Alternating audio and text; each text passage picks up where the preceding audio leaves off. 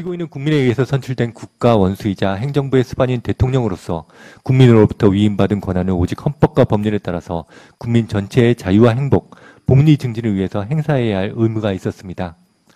그럼에도 피고인은 자신과 오랜 사적 친분을 유지해온 최서원과 공모해서 기업들의 이 사건 각 재단에 대한 출연을 요구하고 최서원이 설립 운영을 주도하거나 최서원과 친분관계가 있는 회사 등에 대한 광고 발주, 금전 지원, 납품 계약, 에이전트 계약 체결 등을 요구하고 최서원의 지인들에 대한 채용 및 승진까지 요구해서 기업들로 하여금 이를 이행하도록 강요하였고 사기업의 경영진을 경영 일선에서 물러나도록 강요하기도 하는 등 국민으로부터 위임받은 대통령의 지위와 권한을 남용해서 기업의 재산권과 기업 경영의 자유를 심각하게 침해했습니다.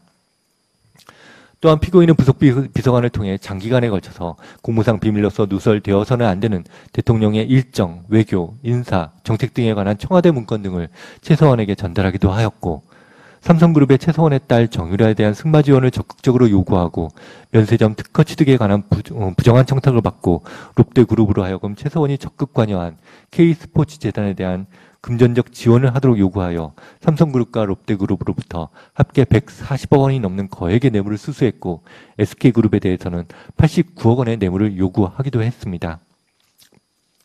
뿐만 아니라 피고인은 합당한 이유 없이 신분이 보장된 공무원들에게 사직을 강요해서 직업 공무원 제도의 근간을 훼손했고 정치적 성향, 이념이 다르다거나 정부의 판단에 반대하고 정부의 정책에 반대하고 정부를 비판한다는 이유로 조직적으로 문화예술계 개인 및 단체에 대한 정부 보조금 등의 지원 배제를 위한 계획을 세우고 이를 실행에 옮긴 사실이 있습니다.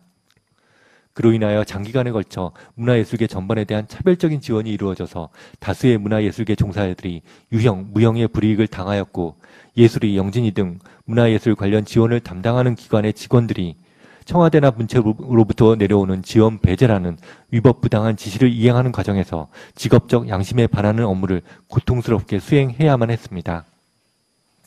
이와 같은 피고인의 범행이 하나둘씩 밝혀지면서 국정질서는 큰 혼란에 빠졌고 결국 헌정사상 초유의 탄핵 결정으로 인한 대통령 파면이라는 사태에까지 이르게 되었는 바 이런 사태의 주된 책임은 헌법상 부여된 책무를 방기하고 국민으로부터 부여받은 지위와 권한을 사인에게 나누어진 피고인과 이를 이용하여 국정을 농단하고 사익을 추구한 최서원에게 있다고 보아야 합니다.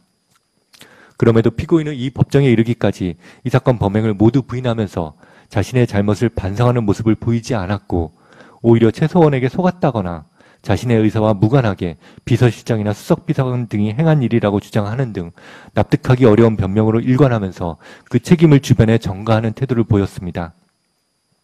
위와 같은 사정에다가 다시는 대통령이 이 나라의 주인인 국민으로부터 부여받은 권한을 함부로 남용해서 국정을 혼란에 빠뜨리는 그런 불행한 일이 반복되지 않도록 하기 위해서라도 피고인에게는 그 범죄 사실에 상응하는 엄중한 책임을 묻지 않을 수 없습니다. 다만 삼성그룹으로부터 받았던 그 72억 원 중 피고인이 직접적으로 취득한 이익은 확인되지 않는 점, 그 다음에 롯데그룹으로부터 받은 70억 원은 이미 반환된 점, 그 다음에 이 사건 범행 이전에 범죄 전력이 없다는 점은 피고인에게 유리한 정상입니다.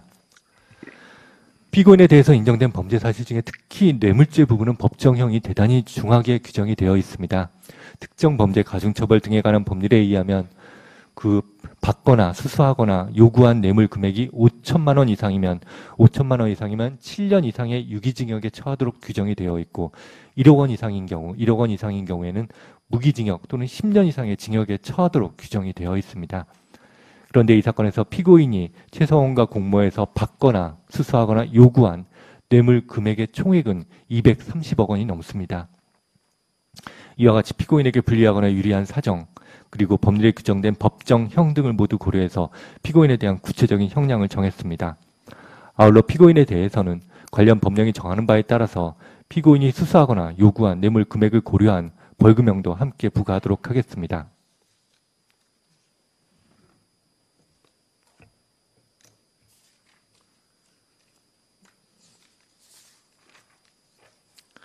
그러면 이상으로 이유 설명을 마치고 판결 주문을 낭독하도록 하겠습니다. 박근혜 피고인에 대해서 판결을 선고합니다. 박근혜 피고인을 징역 24년 및 벌금 180억 원에 처한다. 피고인이 벌금을 납입하지 아니하는 경우 3년간 피고인을 노역장에 유치한다.